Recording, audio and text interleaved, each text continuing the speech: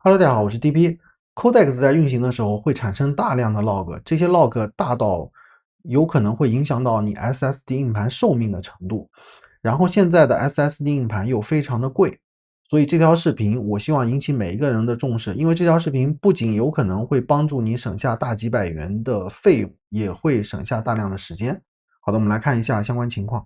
OK，接下来我们进入准备环节。你需要做的第一件事是打开 dprt.lab00.com，在这里搜索 SSD，找到这期视频对应的这篇文章。打开文章以后，你需要知道的是，这期视频关联的所有内容在这篇文章里都可以找到。然后我们快速的滑动到最下方的 E 部分，一共有3个链接。我们先打开 5.1，这时候我们来讲一下这个问题的原理是什么。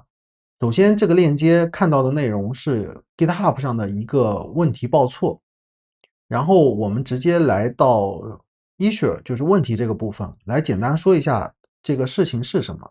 首先，在它的测试中，21天的时间 ，Codex 的 log 一共往它的 SSD 里写入了37TB 的量，以这个来计算，一年的写入量大概是640TB，而一个传统的 1TB 的 SSD 生命周期里的总写入量也就是 600TB 左右。所以总结来说 ，Codex 的 log 仅仅是 log 一项，一年的总写入量有可能是一块 1TB SSD 的总寿命。OK，我们来聊一下 TPW， 这是一张 Windows 下的截图，因为我没有 Windows， 所以我借用了群友的截图。在这上面有一个总写入量的计数，你可以这样理解：你买回来一块全新的固态硬盘，它的读取和写入一定是0，但是随着你的使用，每次往里写东西就会有这么一个计数单位来统计你一共写了多少。当你的总写入量到600TBW 的时候，这个硬盘就达到了它设计的生命周期的终点。所以写入量是衡量硬盘寿命的一个标准。好的，我们接下来再看一个链接，在这边的 5.3 是官方的 0.412 版本的发布情况说明。然后在这里我们搜索29432，很多人都说最新版修复的这个问题，我想应该和29432这个说明有关，就是停止记录 log， 但是在我们实际测试中好像并没有完整的修复，这也是为什么说需要引起大家注意的一个点。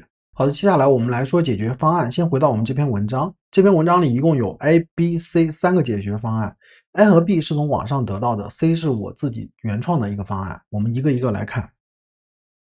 首先 A 方案很简单 ，A 方案就是让你在 Codex 里进行自检，先给他发这句话，让他去检测，如果有问题了，让他用这个方法来做解决。这是 Codex 方法。B 方案也很简单。B 方案的原理是什么呢？就是说，首先你关闭 Codex 的程序，然后运行这行命令，它作用就是把相关类型的写入进行阻挡掉。但是 A 和 B 方案都有一个缺点是什么？它们都是基于这个 Codex 文件来做的。如果说这个 Codex 文件出现了重新新建或者被删除、被初始化，那么你的这个修复就会失效。我喜欢一劳永逸的解决问题。那么现在的问题是 Codex 的 log 会大量的写入，然后这个写入会影响到固态硬盘的寿命，对不对？那么我想了一个很简单的方法，我们有内存呀，我们直接在内存上开一块空间，比如说20兆，你 Codex 不是喜欢写 log 吗？那你就往内存上使劲的写，我们不管它，然后写满了你就循环或者写入失败，这个问题就解决了。而且这个 log 文件我分析了一下，对我们实际使用并没有太大的帮助，所以我做了这么一套方案。然后我现在的这个方案是在 macOS 下做的，我跟大家看一下。如果你想在 Linux 或者 Windows 下使用，你可以把我的脚本丢给那个 AI， 让它帮你去改，改完了以后你在机器上测试一下。因为我没有这2台设备，所以我没有办法进行测试。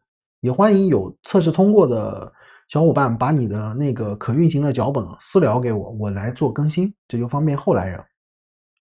首先我们新建了一个就是 SH 的脚本，这个脚本一共干3件事。第一件事是新建一个内存盘，大小是20兆。然后第2件事是在这个内存盘上新建一个 Codex 的 log 文件。第3件事是把 Codex 原本的 log 文件的位置软链接到上面内存盘里新建的这个位置。然后开始之前你需要关闭你的 Codex 程序全部关闭，然后把这3个 Codex 相关的 log 文件，就是罪魁祸首，把它们删除掉，然后就可以开始了。我们这边来演示一下，因为我把这边已经清空了。首先，打开你的命令行，然后我在这个地方新建了这么一条命令，然后我现在已经是进入了我的点 codex 这个目录，然后我给大家看一下当前的状态，在这里是没有 log 那个文件的。然后我们现在运行一下这个命令，很简单，直接把它拖到命令行里运行，它会自动的完成这个各种各样的事情。首先，这个是内存盘未挂载，它完成了内存盘的挂载，然后目录里不存在 log， 它就新建了这个 log， 然后软链接不存在，它就新建了。现在我们能看什么呢？我们还是在 codex 的文件夹里，我们再输一下，你就会在这里看到了这一行。它把 logs-2 这个 SQLite 文件链接到了我们这个内存盘里，然后这个时候我们看一下我们的内存盘，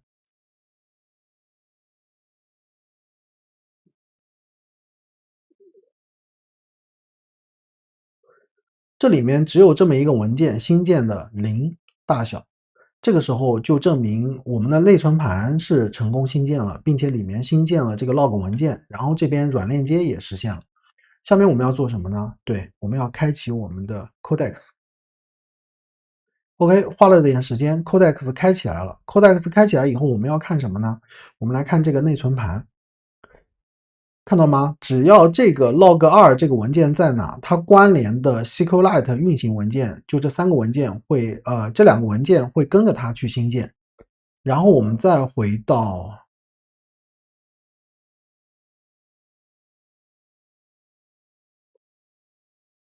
这里来看，还是这么一个软链接，也就是说 log 已经被我们完全的放到了我们的内存盘里。OK，现在我们以 Codex 正常运行的环境来做一些测试，看看内存里的 log 会变成什么样子。我们来问一个最简单的对话。开始之前，我们先来刷新一下这边的状态。可以看到 Codex 正常启动以后会有正常的文件的创建和大小，然后这2个 log 衍生的文件会跟随它一起创建在内存盘里，没有任何的问题。然后我们来发送一个最简单的请求 ，Hi 5.5。确认收到新任务，正在按照你的要求处理。任务处理完成了，你下个任务键。完成了，对吧？我们看看 log 的变化。可能还需要再等一点，我们等个10秒钟吧。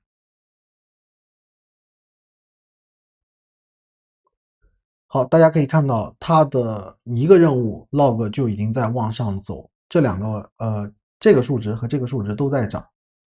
然后我们现在什么都不做，我们等1分钟的时间，看到吗 ？log 还在涨，然后我们再测一下，是稳定下来了吗？好的 ，Codex 启动加一个简单的 Hi 这个任务，我们得到的是2.3兆的 log。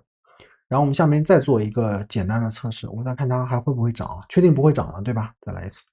好，现在稳定住了。我们给它一个任务，请帮我写一个 Hello World 的页面，尽量简单，使用 HTML 结构，格式。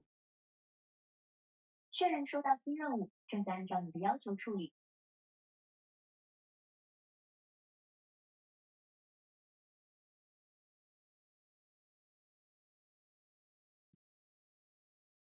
任务处理完成了，你下个任务键。好的，因为这个任务比较简单，我们就不演示结果了，我们直接来看 log 的数值变化。好家伙，3.4，现在任务刚结束，对吗？以我的理解，它有可能还会再涨一点，我们等个10几20秒。3.7、3.8、3.9，对，看到吗？上面从 1M 涨到了1.8，然后下面已经进入了4M，如果不出意外的话，它还会涨。好，没有了。那么也就是说，我把这个截图截在这儿。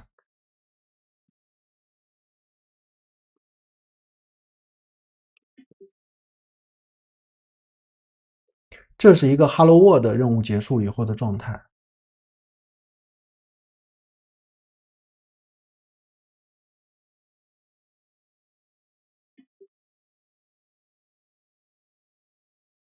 下面是一个 Hi 结束的状态。至于一个任务它跑了这么多的 log 的量，你需不需要把 log 文件放到你的内存或者什么其他地方？这就是你需要考虑的内容了。我只是提供演示的数据给大家做一个分析。哦，对，我提醒一下，这个测试的过程中，我们没有把方案 A 或者方案 B 这种就是过滤这个什么相关事件的方法用到这个 log 文件上，但是我觉得官方既然说它的最新版修复了，那我们就假设它已经修复了，这个逻辑没有问题，对吧？好的，接下来要讲一个概念，我们现在做的所有的操作就是方案 C 是在内存级的，但是内存级会有一个什么问题呢？只要你重启，它都会消失。你新建的这个内存的挂载区会消失，你在这个内存挂载区里新建的这个文件它会消失，唯一保留的是这个软链接，因为这个软链接是新建在你的 SSD 固态硬盘上的。所以我们每次完成重启以后，需要做两件事，第一个是把这个挂载区新建，第二个是把这个文件新建，它软链接会自动 link 回来。如果我们不做前面两件事，它这个软链接的写入就会写入到一个错误的地址，我就不确定这个程序能不能用，说不定它写入到错误的地址也可以用，但这有违我们的一个初衷。所以我下面就做了一个相关的 macOS 环境下自动复现的这个脚本。首先，你可以手工复现。手工复现的方法就是你每次重启以后运行一下这个脚本就可以了。